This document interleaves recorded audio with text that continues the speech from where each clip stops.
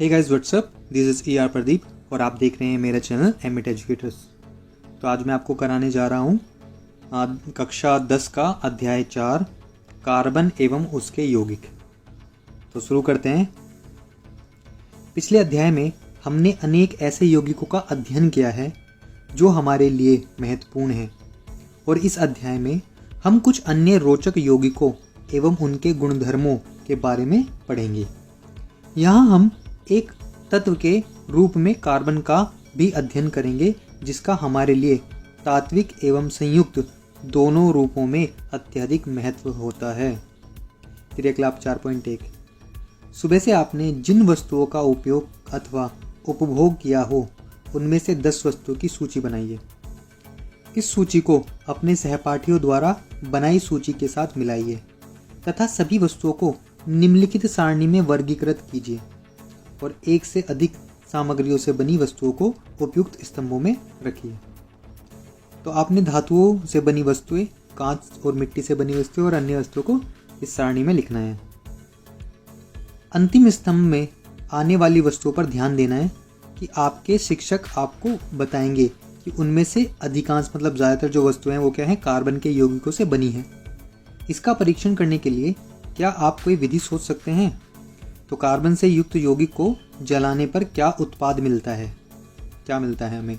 क्या आप इसकी पुष्टि करने वाले किसी परीक्षण को जानते हैं? आपके द्वारा सूचीबद्ध की गई भोजन, कपड़े, दवाइयों, पुस्तकों आदि अनेक वस्तुओं इन सर्वोत्मुखी तत्व कार्बन पर आधारित है। मतलब ये सारे ही कार्बन से मिलकर बने हुए हैं। इनके अतिरिक्त यानी इनके अलावा सभी सजीव संरचनाएं जो होती हैं वो कार्बन पर ही आधारित होती हैं। भूपर्पटी तथा वायुमंडल में अत्यंत अल्प मात्रा में कार्बन उपस्थित होती है, यानी कम मात्रा में होती है, और भूपर्पटी में खनिजों जैसे कार्बोनेट, हाइड्रोजन कार्बोनेट, कोयला एवं पेट्रोलियम के रूप में केवल 0.02% कार्बन उपस्थित है तथा वायुमंडल में 0.03% कार्बन डाइऑक्साइड उपस्थित है। प्रकृति में इतनी अल्प मात्रा में कार्बन उपस्थित होने के बावजूद कार्बन का अत्यधिक महत्व है और इस अध्याय में हम कार्बन के गुणों का अध्ययन करेंगे जिनके फलस्वरूप यह असमानताएं हुई हैं। 4.1 कार्बन में आबंधन और सहसंयोजी आबंधन। पिछले अध्याय में हमने आयनिक यौगिकों के गुणधर्मों का अध्ययन किया। हमने देखा कि आयनिक यौगिकों के गलनांक एवं क्वथनांक उच्च होते हैं, मतलब ज़्यादा होते हैं, तथा ये विलयन में अथवा गली हुई अवस्था है उसमें विद्युत का चालन करते हैं। हमने देखा कि आयनिक यौगिकों में आबंध की जो प्रकृति होती है इन गुणधर्मों की व्याख्या करती है, यानी बताती है इनको। सारणी 4.1 में कुछ कार्बन यौगिकों के गलनांक एवं क्वथनांक दिए गए हैं। तो सारणी 4.1 में कार्बन के कुछ यौगिकों के गलनांक एवं क्वथनांक है। यौगिक है एसिटिक एसिड और क्लोरोफॉर्म, एथेनॉल और मीथेन। तो इनके गलनांक और क्वथनांक आपको याद करने हैं, देख लीजिए। जैसे कि हमने अध्याय 2 में देखा, अधिकांश यानी ज़्यादातर जो कार्बन यौगिक थे अच्छे विद्युत के चालक नहीं होते हैं। उपरोक्त ऊपर जो यौगिकों के क्वथनांक और गलनांक के आंकड़ों के आधार पर हम यह निष्कर्ष पर पहुंच सकते हैं कि इन परमाणुओं के बीच प्रबल यानी आकर्षण बल नहीं होता, ज़्यादा आकर्षण बल नहीं होता, क्योंकि अधिकांश ये यौगिक विद्युत के कुचालक होते हैं। अतः हम इस निष्कर्ष पर पहुंच सकते हैं कि इन यौगिकों के आबंध से किसी आयन की उत्पत्ति नहीं होती।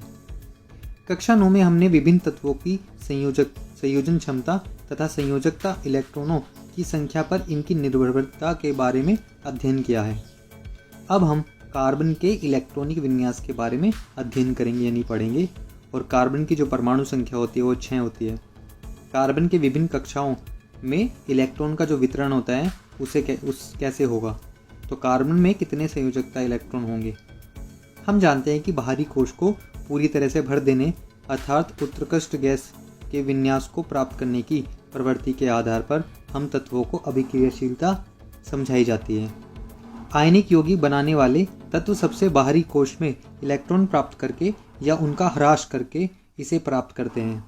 कार्बन के सबसे बाहरी कोश में 4 इलेक्ट्रॉन होते हैं तथा उत्कृष्ट गैस विन्यास को प्राप्त करने के लिए इसको 4 इलेक्ट्रॉन प्राप्त करने का या खोने की आवश्यकता होती है।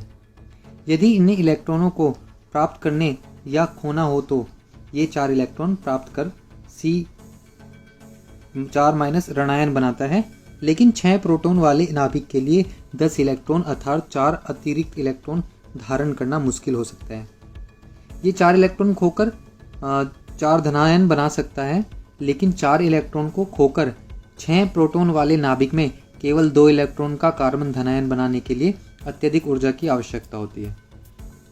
कार्बन अपने अन्य परमाणुओं तथा अन्य तत्वों के परमाणुओं के साथ संयोजकता इलेक्ट्रॉनों की साझेदारी करके इस समस्या को सुलझा लेता है। केवल कार्बन ही नहीं बल्कि अनेक अन्य तत्व भी इसी प्रकार इलेक्ट्रॉन की साझेदारी करके अणुओं का निर्माण करते हैं। जिन इलेक्ट्रॉनों की साझेदारी की जाती है वे दोनों परमाणुओं के बाहरी कोश के ही होते हैं तथा इनके फलस्वरूप दोनों ही परमाणु उत्कृष्ट गैस विन्यास की स्थिति को प्राप्त करते हैं। कार्बन के यौगिकों की चर्चा करने से पहले इलेक्ट्रॉनों की साझेदारी से बने कुछ सामान्य अणुओं को समझते हैं। इस तरह से बने अणुओं में सबसे सामान्य अणु हाइड्रोजन का है। जैसा कि आपने पहले अध्ययन किया है या पढ़ा है कि हाइड्रोजन की जो परमाणु संख्या होती है वो 1 होती है। अतः इसके के कोश में जो उसका के कोश है तो उसमें 1 इलेक्ट्रॉन होता है तथा के कोश को भरने के लिए इसको 1 और इलेक्ट्रॉन की आवश्यकता या ज़रूरत होती है। इसलिए हाइड्रोजन के 2 परमाणु अपने इलेक्ट्रॉन की साझेदारी करके हाइड्रोजन का अणु H2 बनाते हैं। परमाणु परिणाम स्वरूप हाइड्रोजन का प्रत्येक अणु अपने निकटतम यानी पास वाले उत्कृष्ट गैस यानी हीलियम के इलेक्ट्रॉनिक विन्यास को प्राप्त करता है, जिसके के कोश में 2 इलेक्ट्रॉन होते हैं और संयोजकता इलेक्ट्रॉन दर्शाने के लिए हम बिंदुओं अथवा क्रॉस का उपयोग कर सकते हैं। चित्र 4.1 में दिखाया है। तो चित्र 4.1 में हाइड्रोजन का एक अणु दिखाया गया है। चित्र 4.2 में हाइड्रोजन के 2 परमाणु के बीच एकल बंध दिखाया गया है।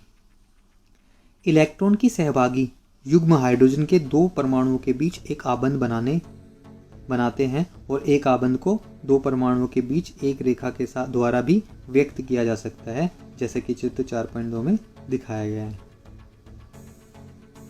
क्लोरीन की परमाणु संख्या 17 है।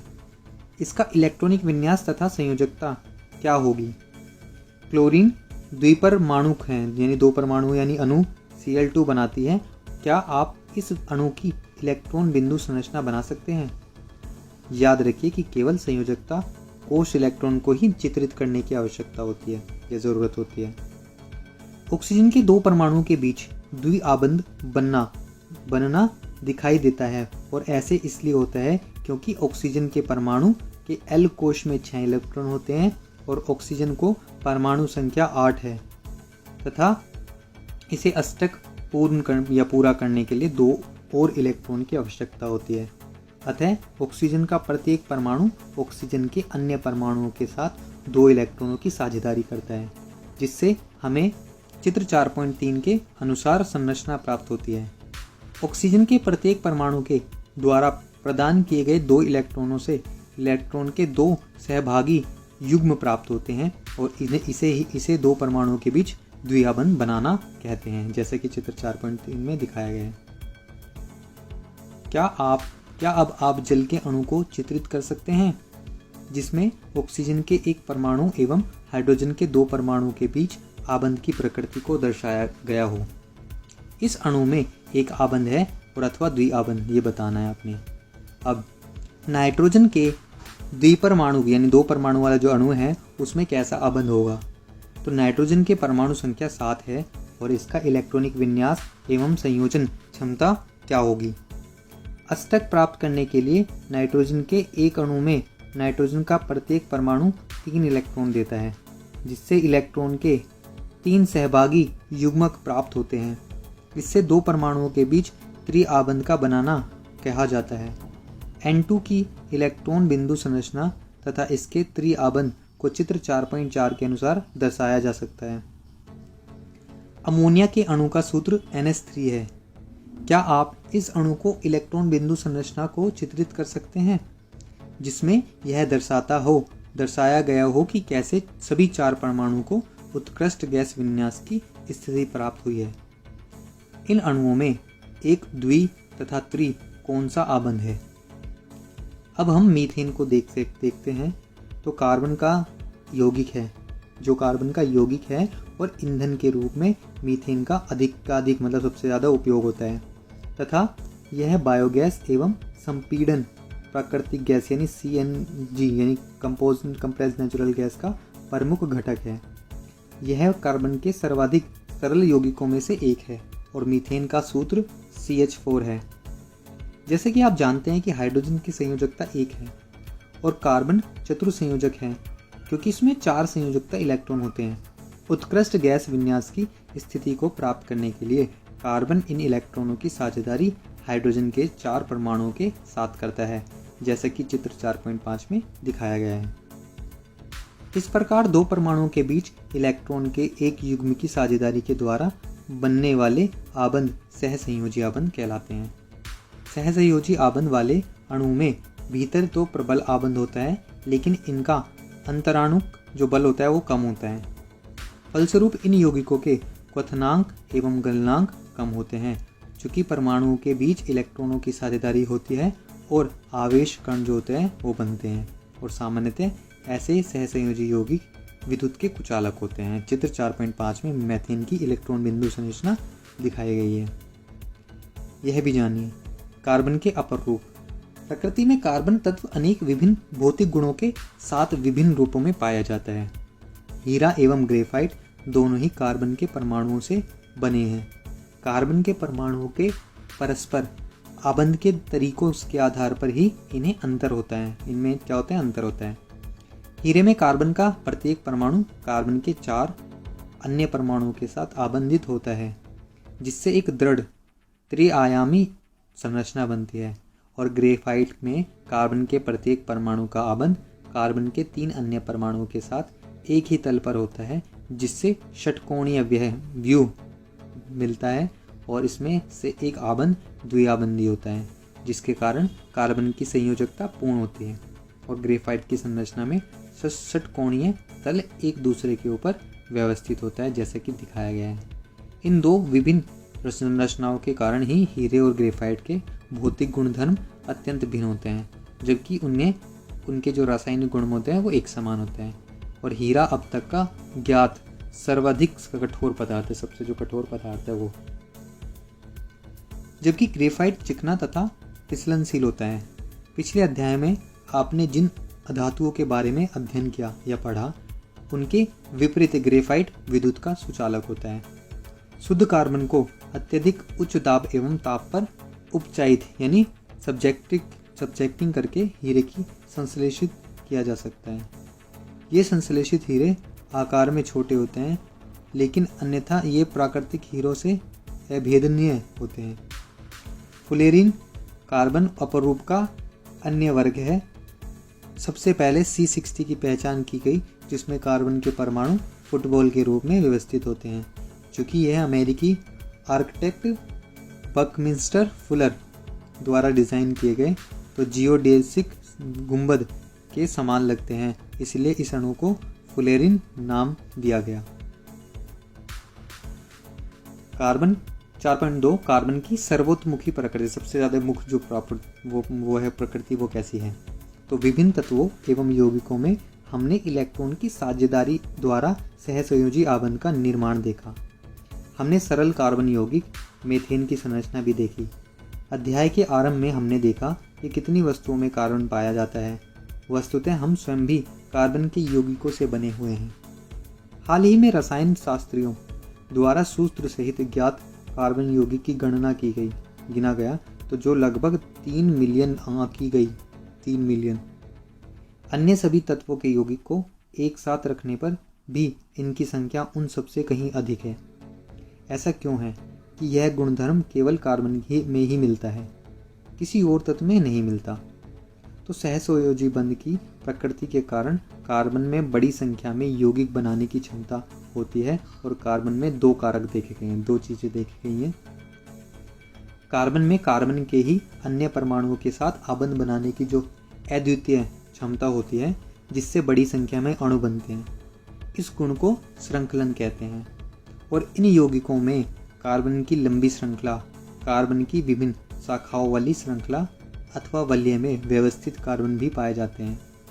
साथ ही कार्बन के परमाणु एवं द्वि अथवा त्रि आबंध से जुड़े हो सकते हैं। कार्बन परमाणु के बीच केवल एक आबंध यानी एक बॉन्ड होता है, जिससे जुड़े कार्बन के यौगिक संतृप्त यानी भरपूर हो जाते हैं, यौगिक होते हैं, कहलाते हैं। और द्वि तथा त्रि आबंध वाले कार्बन के यौगिक असंतृप्त यानी पूरी तरह भरे हुए नहीं होते। कार्बन यौगिकों में जिस सीमा तक श्रृंखलन का गुण पाया जाता है वह किसी और तत्व में नहीं मिलता। सिलिकॉन हाइड्रोजन के साथ यौगिक बनाते हैं जिसमें 7 या 8 परमाणुओं तक की श्रृंखला हो सकती है, लेकिन यह यौगिक अति अभिक्रियाशील होते हैं और कार्बन कार्बन आबंध अत्यंत प्रबल होते हैं। अतः यह स्थायी होते हैं और फलस्वरूप उन अनेक कार्बन परमाणुओं के साथ आपस में जुड़े हुए अनेक यौगिक प्राप्त होते हैं।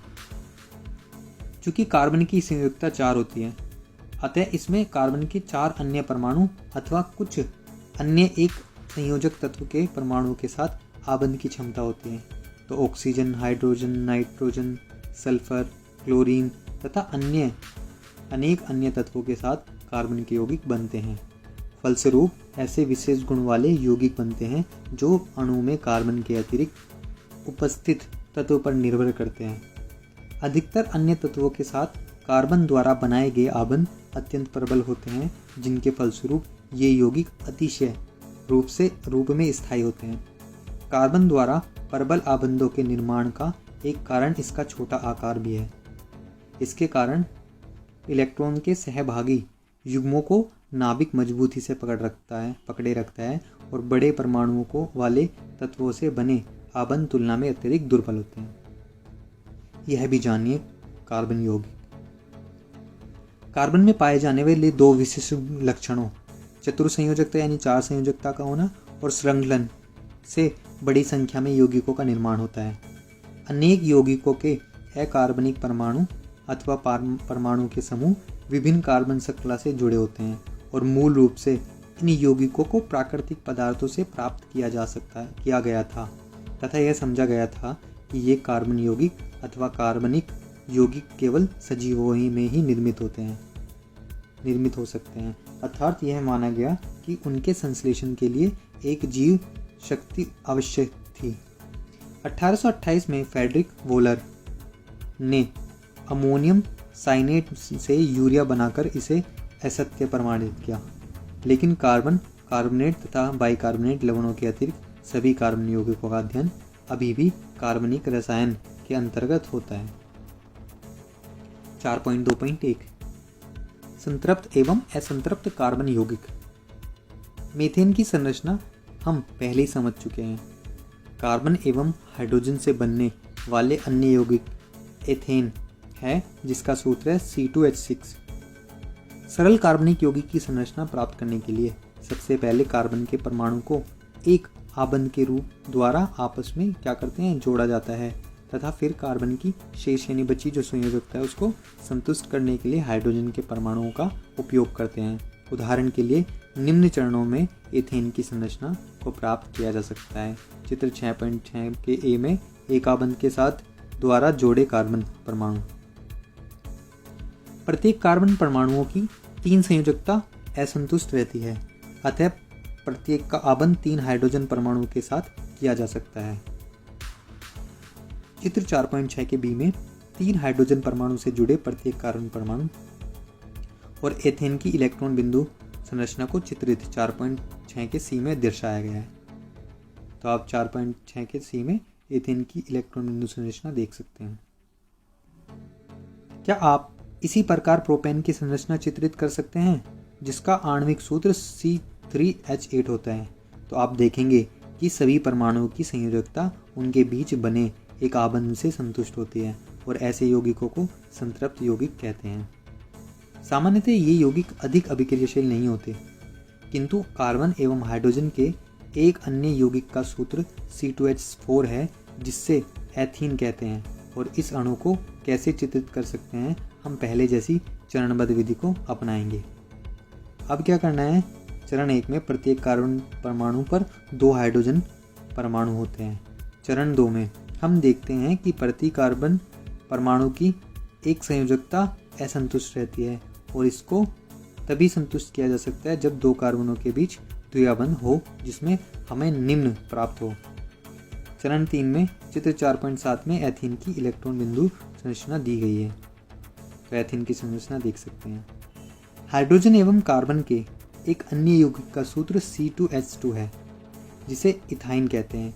और क्या आप इथाइन की इलेक्ट्रॉन बिंदु संरचना का चित्रण कर सकते हैं? तो इसकी संयोजकता को संतुष्ट करने के लिए 2 कार्बन परमाणुओं के बीच कितना आबंध आवश्यक है? कार्बन परमाणुओं के बीच इस प्रकार के द्वि या त्रि आबंध वाले कार्बन यौगिक को 2 या 3 आबंध वाले यौगिक को कार्बन यौगिक कहते हैं तथा ये संतृप्त कार्बन यौगिकों की तुलना में अधिक अभिक्रियाशील होते हैं। 4.2.2 श्रृंखलाएं, शाखाएं एवं वलय। पिछले खंड में हमने क्रमशः 1, 2 तथा 3 कार्बन परमाणु वाले कार्बन यौगिकों के मीथेन, एथेन तथा प्रोपेन की चर्चा की।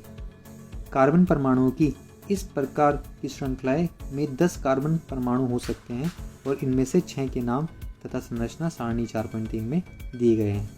तो सारणी 4.2 में कार्बन तथा हाइड्रोजन के संतृप्त यौगिकों के कुछ सूत्र तथा संरचनाएं दी गई हैं।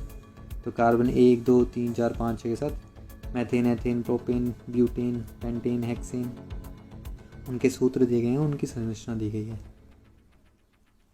किंतु आइए हम ब्यूटेन का पर पुनर्विचार करें और यदि हम 4 कार्बन परमाणुओं के कार्बन कंकाल बनाएं तो हमें पता चलता है कि 2 विभिन्न कंकाल बन सकते हैं।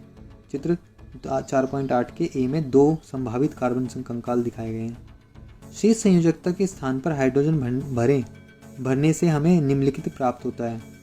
चित्र 4.8 के बी में C4H10 सूत्र से 2 संरचनाओं के लिए संपूर्ण अणु हम देखते हैं कि इन दोनों संरचनाओं में एक ही सूत्र C4H10 है। समान आणविक सूत्र लेकिन विभिन्न संरचनाओं वाले ऐसे यौगिक संरचनात्मक समावयन कहलाते हैं। सीधी तथा शाखाओं वाली कार्बन श्रृंखला के अतिरिक्त कुछ यौगिकों में कार्बन के परमाणु वलय के आकार में व्यवस्थित होते हैं, जैसे साइक्लोहेक्सेन का सूत्र है C6H12 तथा उसकी संरचना निम्न है जो दिखाई गई है चित्र में 4.9 में। साइक्लोहेक्सेन की संरचना A कार्बन कंकाल है और B संपूर्ण अणु। क्या आप साइक्लोहेक्सेन की इलेक्ट्रॉन बिंदु संरचना को चित्रित कर सकते हैं? सीधी श्रृंखला, शासित श्रृंखला तथा चक्रीय जो कार्बन शाखित श्रृंखला तथा चक्रीय कार्बन यौगिकों सभी संतृप्त अथवा असंतृप्त यौगिक हो सकते हैं, जैसे बेंजीन। C6H6 की संरचना निम्न है जो 4.10 में बेंजीन की संरचना दिखाई गई है। केवल कार्बन एवं हाइड्रोजन वाले ये सभी कार्बन यौगिक हाइड्रोकार्बन कहलाते हैं। इनमें से संतृप्त हाइड्रोकार्बन एल्केन कहलाते हैं और ऐसे असंतृप्त हाइड्रोकार्बन जिनमें एक या अधिक दोहरे आबंध होते हैं तो एल्कीन कहलाते हैं और एक या अधिक त्रि आबंध वाले एल्काइंस कहलाते हैं। 4.2.3 में मुझसे दोस्ती करोगे। तो कार्बन अत्यंत मैत्रीपूर्ण तत्व है, मित्रता वाला, और अभी तक हमने कार्बन तथा हाइड्रोजन के यौगिक को ही चर्चा की है, लेकिन कार्बन अन्य तत्वों जैसे हैलोजन, ऑक्सीजन, नाइट्रोजन तथा सल्फर के साथ भी अभिक्रिया बनाता है, आबंध बनाता है। हाइड्रोजन कार्बन श्रृंखला में यह तत्व एक या अधिक हाइड्रोजन को इस प्रकार प्रतिस्थापित करते हैं कि कार्बन की संयोजकता संतुष्ट रहती है, और ऐसे यौगिकों में हाइड्रोजन को प्रतिस्थापित करने वाले तत्वों को विषम परमाणु कहते हैं। यह विषम परमाणु कुछ प्रकार्यात्मक समूह में भी उपस्थित होते हैं, जैसे कि सारणी 4.3 में दिया गया है। यह विषम परमाणु और वे प्रकार्यात्मक समूह जिनमें यह उपस्थित होते हैं यौगिकों को विशिष्ट गुण प्रदान करते हैं, और यह गुण कार्बन श्रृंखला की लंबाई और प्रकृति पर निर्भर होते हैं। फलस्वरूप यह प्रकार्यात्मक समूह यानी फंक्शनल ग्रुप कहलाते हैं।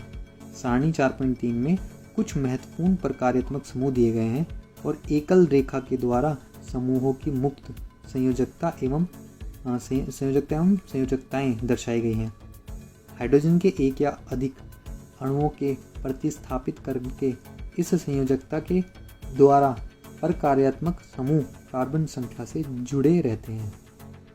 सारणी 4.3 कार्बन यौगिकों में कुछ प्रकार्यात्मक समूह। तो विषम परमाणु दिए गए हैं, प्रकार्यात्मक समूह है, प्रकार्यात्मक समूह का फॉर्मूला दिया गया है, ये आप टेबल में देख सकते हो सारणी में। आपने देखा कि कार्बन परमाणुओं को आपस में जोड़कर विभिन्न लंबाई की श्रृंखला बनाई जा सकती है और साथ ही इन कार्बन श्रृंखलाओं में स्थित हाइड्रोजन परमाणु को उपरोक्त किसी भी प्रकार्यात्मक समूह से प्रतिस्थापित यानी हटाया जा सकता है किया जा सकता है। तो अल्कोहल जैसे प्रकार्यात्मक समूह की उपस्थिति कार्बन यौगिकों के गुणधर्मों को प्रभावित कर देती है, चाहे कार्बन श्रृंखला की लंबाई कुछ भी हो, जैसे CH3OH, C2H5OH, C3H7OH तथा C4H9OH के रासायनिक गुणधर्मों में अत्यधिक समानताएं हैं। अतः यौगिकों की इस ऐसी श्रृंखला जिसमें कार्बन श्रृंखला में स्थित हाइड्रोजन को एक ही प्रकार का प्रकार्यात्मक समूह प्रतिस्थापित करता है तो उसे समजातीय श्रेणी कहते हैं। अब हम सारणी 4.2 में वर्णित समजातीय श्रेणी को देखेंगे।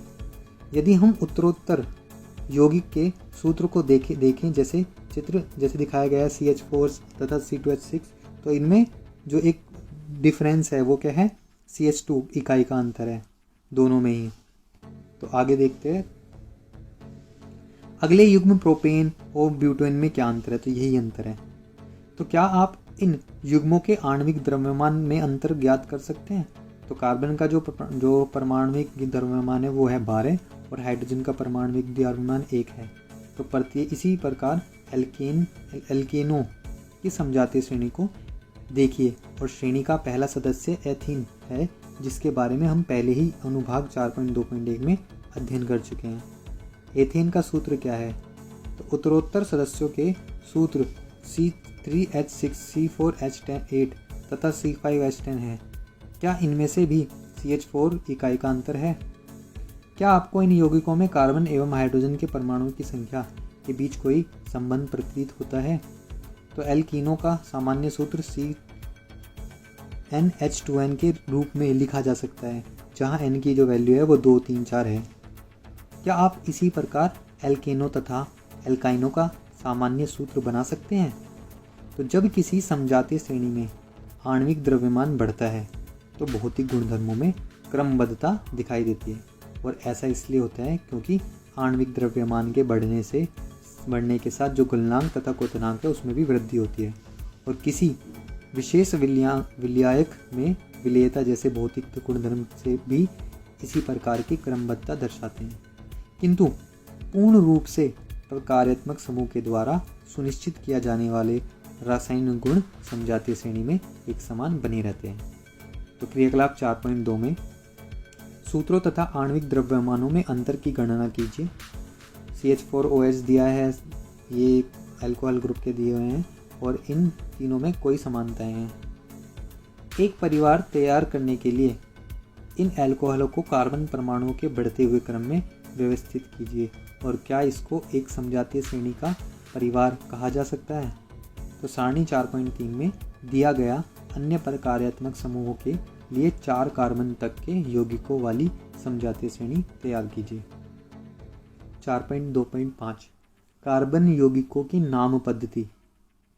किसी समजातीय श्रेणी में यौगिकों के नामों का आधार बेसिक कार्बन की उन मूल श्रृंखलाओं पर आधारित होता है जिनको प्रकार्यात्मक समूह की प्रकृति के अनुसार पूर्णलग्न यानी आगे और उपसर्ग या फिर अनुलग्न पीछे या प्रत्यय के द्वारा संशोधित किया गया है। जैसे क्रियाकलाप 4.2 में लिए गए अल्कोहल के नाम हैं मेथेनॉल, एथेनॉल, प्रोपेनॉल तथा ब्यूटेनॉल। तो निम्न विधि के द्वारा किसी कार्बन यौगिक का नामकरण किया जा सकता है। यौगिक में कार्बन परमाणु की संख्या ज्ञात कीजिए और 3 कार्बन परमाणु वाले यौगिकों का नाम प्रोपेन होगा। तो प्रकार्यात्मक समूह की उपस्थिति में इसको पूर्वलग्न अथवा अनुलग्न के साथ यौगिकों के नाम में दर्शाया जाता है सारणी 4.4 के अनुसार। यदि प्रकार्यात्मक समूह का नाम पूर्वलग्न के आधार पर दिया जाना हो तो कार्बन श्रृंखलाओं के नाम से अंत का ई हटाकर उसमें समुचित अनुलग्न लगाकर संशोधित करते हैं। जैसे कीटोन समूह की 3 कार्बन वाली श्रृंखला को निम्न विधि के नाम दिया जाएगा, जैसे प्रोपेन का प्रोपेनोन। तो असंतृप्त कार्बन श्रृंखला में कार्बन श्रृंखला के नाम में दिए गए अंतिम ANE को सारणी 4.4 के अनुसार ENE या YNE से प्रतिस्थापित